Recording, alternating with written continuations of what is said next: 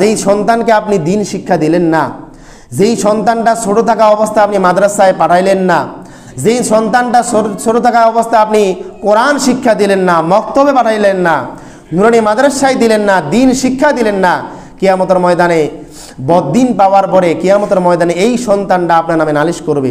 সে বলবে রব্বানা ইন্না আতানা সাদাতানা কুবারানা ফাআদাল্লুনাস সাবিল।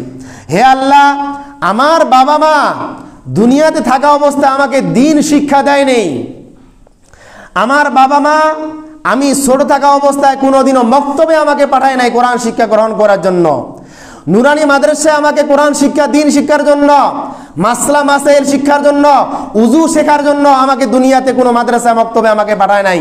অতএব হে আল্লাহ, এই কিয়ামতের ময়দানে আমাকে জাহান্নামে দেওয়ার আগে আমার বাবা মার ডাবল শাস্তি আমি তোমার কাছে চাই। বলুন নাউজুবিল্লাহ। কিয়ামতের ময়দানে আপনার সন্তান ডাবল শাস্তি, একরকম শাস্তি না, ডাবল শাস্তি কিয়ামতের ময়দানে এই আপনার সন্তান আপনার কিয়ামতের ময়দানে আপনার কাছে যাবে, আল্লাহর কাছে যাবে। অতএব সম্মানিত হাজরিন, যাদেরকে আল্লাহ রাব্বুল আমাদেরকে সন্তান দিয়েছেন, অন্য আয়াতের ভিতরে আল্লাহ সুবহানাহু ওয়া তাআলা বলছেন ওয়া ক্বালাল্লাযীনা কাফারু রাব্বানা আরিনাল্লাযীনা আযাল্লানা মিনাল জিন্নি ওয়াল ইনসি নাজআলুহুমা তাহতা আকদামিনা লিয়াকুনা মিনাল আসফালিন। আল্লাহ সুবহানাহু ওয়া তাআলা এই আয়াতের ভিতরে বলছেন সন্তানগুলো কিয়ামতের ময়দানে আল্লাহ তাআলাকে বলবেন যে হে আল্লাহ, দুনিয়াতে যারা আমার মুরব্বী ছিল, যারা আমার বাবা মা ছিল, যারা আমার মুরব্বী বলতে আমার বড় ভাই যারা ছিল, আমার বড় বোন যারা ছিল, আমাকে গাইড দেওয়ার মতো যারা আমার মাথার উপরে ছিল, তারা আমাকে দিন শিক্ষা তারা আমাকে দেয়নি।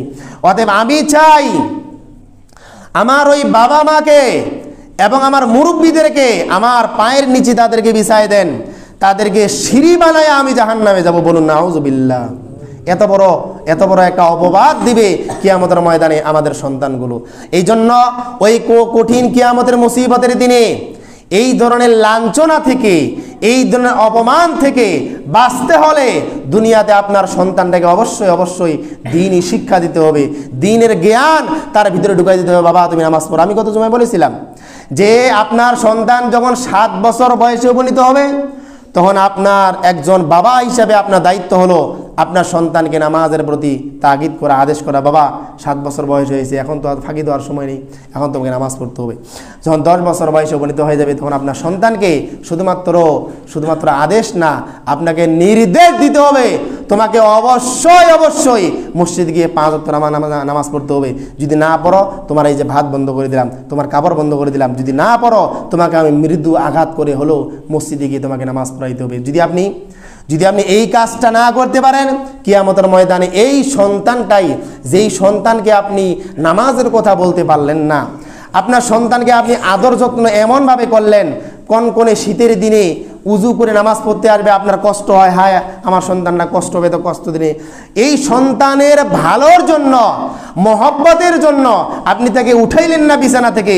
এই সন্তানটাই কিয়ামতের ময়দানে বলবে আল্লাহ আমি জাহান্নামে যাব, আমার বাবা মাকে সিঁড়ি বানিয়ে দাও, তাদের উপরে পদদলিত করে, মথিত করে ওই বাবা মার উপর দিয়ে আমি জাহান্নামে যাব। বলুন নাউজুবিল্লাহ। এই জন্য সম্মানিত হাজরিন, আমাদেরকে আল্লাহ রাব্বুল আলামিন সন্তানগুলো দিয়েছেন। এই সন্তানের নিয়ামতের শুকরিয়া আমাদেরকে করতে হবে, এই সন্তানের নিয়ামতের শুকরিয়া আমাদের করতে হবে। আর এই সন্তানের নিয়ামতের শুকরিয়ার সর্বপ্রধান যে মাধ্যম সেটা হলো আমার সন্তানটাকে দিনদার বানাতে হবে। সন্তানটাকে কি বানাতে হবে? দিনদার বানাতে হবে। আমি কিন্তু বলছি আপনাদেরকে, আপনার সন্তানটা স্কুলে পড়তে পারে, আপনার সন্তানটা কলেজে পড়তে পারে, আপনার সন্তানটা চাকরি করতে পারে, আপনার সন্তানটা ইউনিভার্সিটিতে পড়তে পারে, কিন্তু সে যদি কোনোদিন মিথ্যা কথা না বলে, সে যদি কোরআন তেলাওয়াত করে, কোরআন মতো জীবন গঠন করে, তাহলে সে দিনদার ইমানদার হয়ে যাবে। নবী করিম সাল্লাল্লাহু আলাইহি সাল্লাম বলছেন মান করা আল কোরআন ফাস্তাজহারাহু ফাহাল্লা হালালাহু ওয়া হাররামা হারামাহু আদখালাহুল্লাহু বিহিল জান্নাহ। নবী করিম সাল্লাল্লাহু আলাইহি সাল্লাম বলছেন যারা কোরআন পড়লো, কোরআনের হালালকে হালাল হিসেবে গ্রহণ করলো, কোরআনের হারামকে হারাম হিসেবে বর্জন করলো, আদখালাহুল্লাহু বিহিল জান্নাহ, সে বিনা হিসেবে জান্নাতে প্রবেশ করবে। বলুন সুবহানাল্লাহ। এই জন্য আমাদেরকে অবশ্যই আমাদের সন্তানদেরকে আমাদের দিন শিক্ষা দিতে হবে। সর্বশেষ আমি আপনাদের কথা যেটা বলতে চাই সেটা হলো, আমাদের এই এলাকার ভিতরে যেই সমস্ত নিষ্পাপ কচি কাঁচা মাসুম বান্দা যারা রয়েছে, ছোট ছেলেমেয়ে যারা রয়েছে, তাদেরকে দিন শিক্ষা দেওয়ার জন্য এই বর্তমান সময়ে, গত সময়ে আমি বলেছিলাম যদিও, বর্তমান সময়ের ওই ছোট ছোট কোমলমতি বাচ্চাদেরকে দিন শিক্ষা দেওয়ার জন্য সর্বশ্রেষ্ঠ একটা মাধ্যম, একটা উপায় হয়েছে, সেটা হলো নুরানি মাদ্রাসা। নুরানি মাদ্রাসা সম্পর্কে আপনার ধারণা আছে তো নাকি? যাদের বাচ্চা আছে আমাদের নুরানি মাদ্রাসায় তাদের তো ধারণা আছেই, যাদের বাচ্চা নুরানি মাদ্রাসাতে নাই তাদেরও ধারণা আছে। কারণ এই মসজিদে যখন কোনো অনুষ্ঠান হয়, আমাদের নুরানি মাদ্রাসার বাচ্চাদের দিয়ে আমি এখানে হাদিস বলাই। ছোট্ট একটা মাসুম বান্দা, সে 8-10টা হাদিস মুখস্থ করতে পারে, কালেমা তৈবা কালেমা শাহাদা মুখস্থ করতে পারে। যেই বাচ্চাটা ভালোভাবে কথা বলতে পারে না, অথচ ওই বাচ্চাটাকে আমরা কালেমা তৈবা কালেমা শাহাদা সহ হাদিস, দোয়া, মাসালা মাসাইল আমরা এই নুরানি মাদ্রাসাগুলোতে আমরা মুখস্থ করি। আপনার বাচ্চাটাকে, আপনার নিয়ত আছে আপনার বাচ্চাটাকে আপনি ডাক্তার বানাবেন, কিন্তু প্রাথমিক পড়াটা আপনি নুরানি মাদ্রাসায় পড়াবেন। সেখানে কোরআন শিক্ষা হলো, হাদিস শিক্ষা হলো। এরপরে বাচ্চাটা ওখান থেকে বের করে যখন ওখানে 3য় জামাত 5ম জামাত পর্যন্ত পড়বে, এরপর বাচ্চাটা আপনি ভালো একটা স্কুলে, ভালো একটা প্রতিষ্ঠানে আপনি দেন, যেখানে আপনার স্বপ্নের পড়াশোনাটা আপনি করাইতে পারবেন। কিন্তু ব্যক্তিটা যে হয়ে গেল একটা মাদ্রাসায়, এই ব্যক্তিটা তার আজীবন যতদিন বাঁচবে অতদিন তার কাজে লাগবে।